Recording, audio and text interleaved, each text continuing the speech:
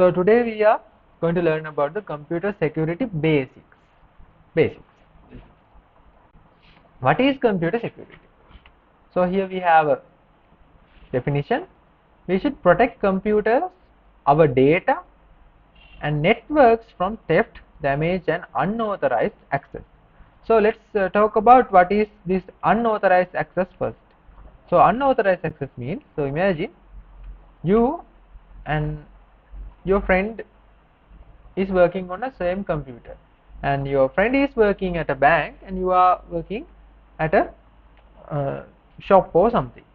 So the friend who's working at a bank maybe have confidential information about the customers and other people, and it's not ethical to view their data. So friend can add a password for his account, right? So he or she can log in using a separate user account and you can use it separately, right? So that is unauthorized access. And another example, so imagine there are common computers in a university or a school, and the teachers and students are both using that, and teachers will enter mark sheets and other confidential data to the system or the computer, and sometimes students are going to uh, access those files secretly, and it's not good, it's unethical, it's unauthorized.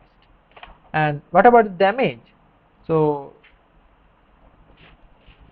these days there's a there's a huge conversation going on about the uh, NMRA data leakage. So there are several medical drug files are deleted by someone. So it's damaging. It's damaging. So think about a studio. Think about a studio, video recording studio. So there may be hundreds, thousands of video files.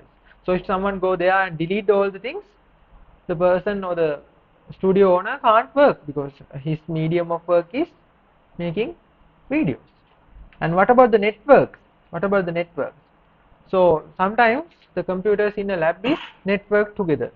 So if we infect one computer with a virus, sometimes it will travel, it will spread to the other computers also.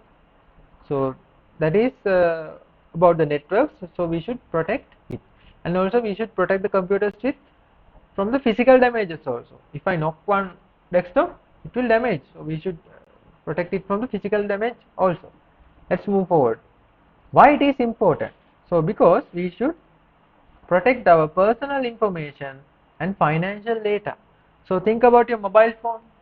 So there, if you are using a mobile reloading app, so we can get the mobile banking app. So there you can save your password and card. So if someone access your mobile phone and go inside your mobile app, they can get the credentials, your passwords, your OTPs and other stuff. To avoid that, you have add a screen lock, fingerprint face unlock, voice commands like this. And here, prevent identity theft. So this is mostly related to the social media. Someone will get the access of your Facebook account and pretend to be you, and sometimes they will post unwanted posts, they will blackmail other people, and then the profile picture shows your image. So the other people will trust this is my friend, and they will provide things, and at the end you will be in trouble. So that is identity theft, pretending to be some person, but actually the original person is not doing like that. Ensure privacy. Ensure privacy. So there are sometimes you are browsing some private data, and you have some personal images, photos, and that is about the privacy, and you should protect those things. Again, it's about financial data, personal data, medical reports, marks, assignments, likewise. So there are a type of software, a new type of software called malicious software or malware. So what is a malware? Is a software designed to harm or exploit computers and networks. Harm means deleting, damaging, encrypting, right? Extracting data, hacking, so those softwares. Exploit means exposing. So I will access one vulnerable's mobile phone remotely, and I'm going to get all the images in his mobile phone and upload it to the internet, right? So that's exploiting. And then this is important, types of malware. So this is the most common type, the virus, and we have worm, Trojan horse, ransomware, and spyware. Virus, it attaches to files and spread. It's actually like a virus. And here we have a historical perspective about this Trojan horse. So let me show you something. So I'm going to go to my browser and type Trojan horse. So there's a historical story, right? So this is a Trojan horse. So the historical thing is, so there was a city, and I think it's related to the Greek. So let's see, right? So here the Trojan horse is a tale from Trojan War, which was about subterfuge horse that the Greeks cleverly used to penetrate the walls of Troy, right? So here, so it's regarding to the Trojan War, and there was a city called Troy. So there was a huge wall built around the city, and you can't access there. So the Greeks, what is, Greeks have made a wooden horse, and they have placed their soldiers inside the wooden horse. Then they said, we are not going to continue the war, so we are rewarding this wooden horse to your king. So the king opened the gates, and he accepted the wooden horse. So inside the wooden horse there were the Greeks, and at the night time the soldiers came out and they destroyed the city. So that's it. So it's pretending or showing something good and doing something bad. So actually when you see it from the outside, it's perfect, it's like a genuine software, but actually it does something else, right? So that is about the Trojan horse. So be careful with Trojan horses. So here is it distinguished as a legitimate software, which showing itself as a genuine one, but it's actually not. And here worm, so it's spread without user interaction. So here the system is running well, but in the background worms are spreading. And we have ransomware. So ransom means I will blackmail someone, and I'm asking some money to release that. So I will take one of your mobile phone, and I'm going to hit it. I will give a anonymous call and say, to release your mobile phone, give me 5 lakhs. Likewise, I'm going to blackmail you. Then if you give me money, I will return it. Sometimes they won't even give you the files back, although you have given money. So ransom. And spyware means it's like hidden cameras. Some softwares will install your device, and it will secretly check your activity. Spyware.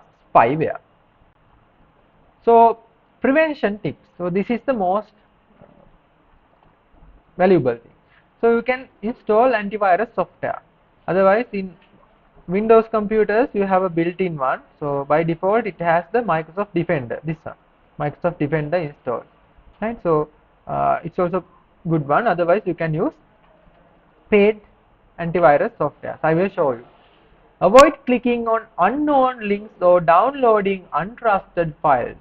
So you will get a message from Facebook saying your account is hacked, and you can see the number is odd. It's a Sri Lankan number from +94 code, and please click this link to recover your Facebook account. Then you are clicking the link and you are giving the credentials. So unfortunately it's a fraud one, it's a counterfeit one, and they will get your email and the password and all the things, and they will log into your real account, and then they will get the access. So please don't download or click on untrusted files, right? And here are some examples for antivirus softwares. You have MacFree, Avast, Bitdefender, Norton, Trend, likewise, right? And then we have some computer attacks. So we have phishing attacks. So this is the most common of type of phishing attacks. So phishing attacks will send you fake emails or websites, right? So there's a fake website like Facebook, and someone will go there and log in. Then they will get your password and the email, so they can log into your genuine account. And hacking, exploiting vulnerabilities to gain unauthorized access. So imagine, so they are in your maybe you have used your birthday as your Facebook password.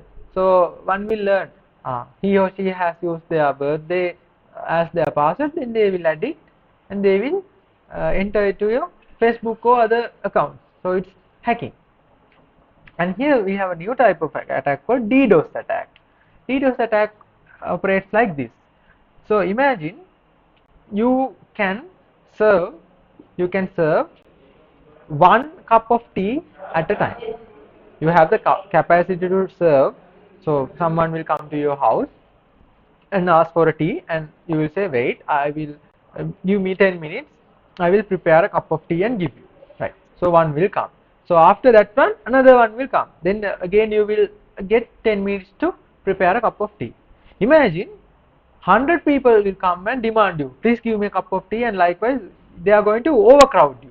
They are going to surround you and they will threaten you, please give me a cup of tea, likewise. So you don't have the capacity to make 100 cups of tea at a single moment, because you have two hands and you have the capacity to only provide one tea per 10 minutes, right? 10 minutes. So imagine something like this. So you are traveling by bus, and normally a bus will accommodate only 54 people, but 1,000 passengers will come and they will try to get into the bus. It's not possible. Sometimes bus will get damaged. That is the idea between DDoS attack. So how it will done in computer context? By sending requests. So I'm not going to dive deep into the technical details, but think about that practical example. 1,000 customers or passengers will come and try to get into a single Rosa bus, right? So there you can only have 20-30 people. Then the bus will get damaged, right? And we have another one called man in the middle attack. Man in the middle, MITM. So this is common in real life also. So imagine there are 3 friends and 2 friends are discussing something secretly. So the person in the middle will hear from one person and the other one, and he's going to misinterpret the information, and he will eventually make those 2 friends angry, right? So like that one, right? So imagine this Venerable and Ms. Bandari is going to communicate, and this Venerable in the middle will listen secretly for the message. No. Right. Oh, okay, so sorry about that. Sorry. Sad to hear that one. Sad to hear that one. So anyway, that is man in the middle. So the middle person will listen secretly to your information, the secrets, and it is going to exploit it. And to prevent that one, so in computer context, you can verify the email source. So imagine you will get a email from SIBA like this, admission@example.com, likewise. You will get an email like that. So you will see, right, admission, SIBA, right, it's fine, but at example.com. So the domain, email domain, it's a example one. And something like this, you will see a website like this, SIBA.trial, something likewise, right? So you will think it's a trial website. So there's something odd about that. But if you get an email like this, admission@siba.edu.lk, so you can trust that one, because edu is a domain, right? So if you think about the Gmails also, you can trust them, right? So imagine an email address like 123@abc.com. you can't trust that one because there's no real person, real profile picture. Likewise, so if I'm sending emails, I will send from my official one. There you can see my uh, profile picture and my name Charlinder KS@gmail.com. You can trust that, and you can think, have you received emails from this one previously also? And there's a thing called secure websites and unsecure. So this is a little bit technical one. So one type of website, the secured one has the HTTPS, and otherwise other websites have HTTP. So normally the browser will track this and let you know, do you need to proceed this website or not, right? So here HTTPS websites and not, right? So here you will find some images like this.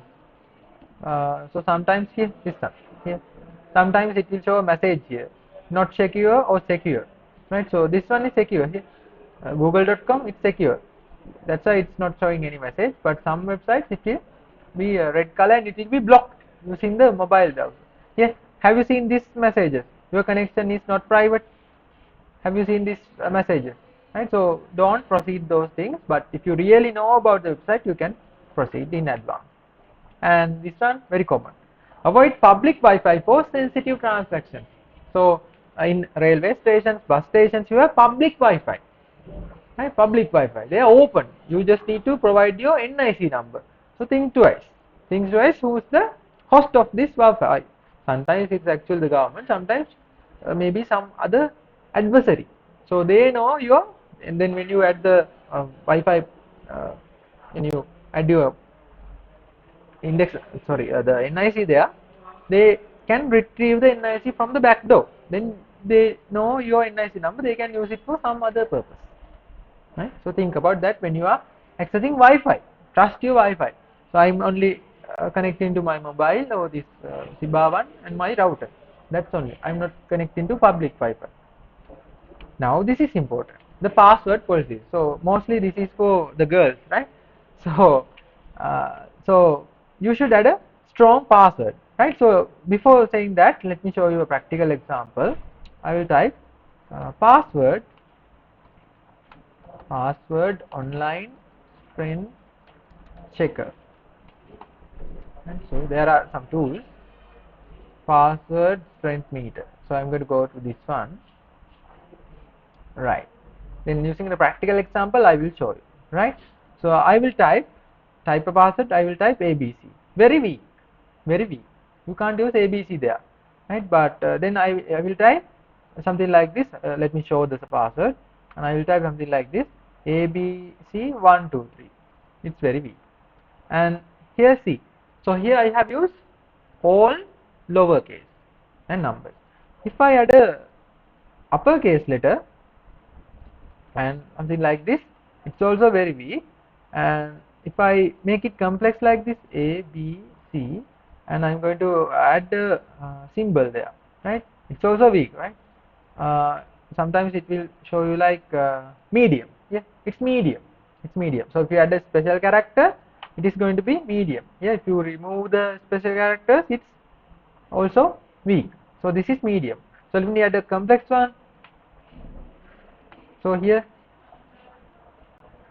some with letters, so it is strong, right? So here if I add a space here, it is too much strong here. So it will take 160 million years to crack this one, right? So with the latest computers, if someone try to hack your password like this, it will take 160 million years, yeah, 18 centuries to hack your password, right? So here 160 million years. Likewise, it will take so much time. So the thing behind is add lowercase letters, add uppercase letters, add numbers and symbols, and at least the password should be 8 characters long, right? Here this one here, 1 2 3 4 5 6 7 8. So it will alone get 93 years to crack your password continuously. If someone try to crack it, it will take, here this one, 23 years. It will take 10 months to crack your password, right? So this one 5 days, right? So don't make a 5 days one.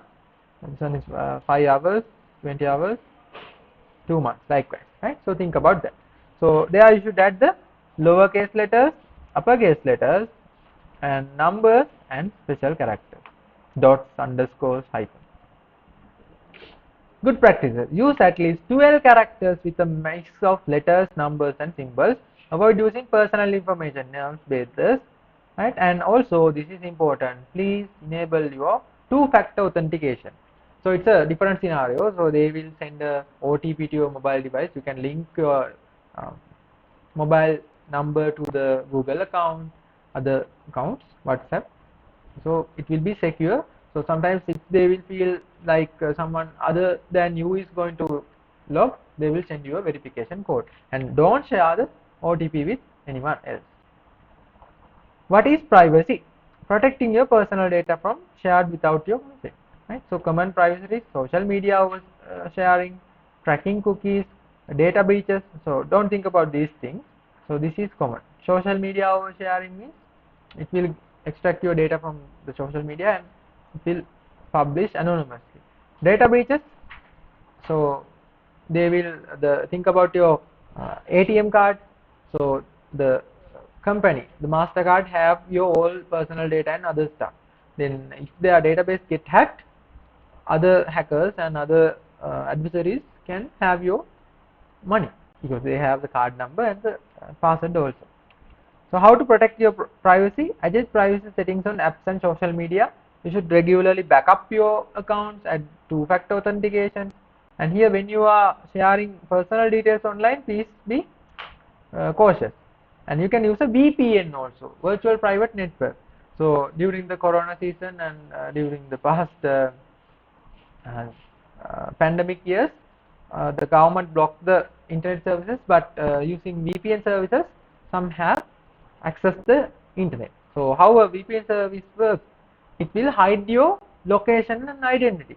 So you are currently in Kandy, but when you turn on a VPN service, it will show you your location as you are residing in Singapore, or Australia, or Russia, likewise, right?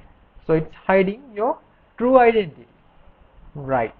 And real world examples of hacking, right? So here, so this is a ransomware one here, wanna decrypt, right? So if you install this one, here it says something like this: oops, your files have been encrypted. So here it is asking for a payment, right? WannaCrypt ransomware attack 2017, right? It's an older one. And then we have phishing emails here. So here this one from IT help desk, but here external, good morning, something like this, and you should click on this link. So think about that. You can call the IT help desk and ask, call the office and ask whether you have sent us an email or not, right? But if you provide the real information, you will be in trouble. And here, what spear phishing means, like this here, mike@microsoft.com. Here Microsoft, this should be O, but it's 0, right? So it is here it's asking need login details, right? So check the sender's email before responding, right?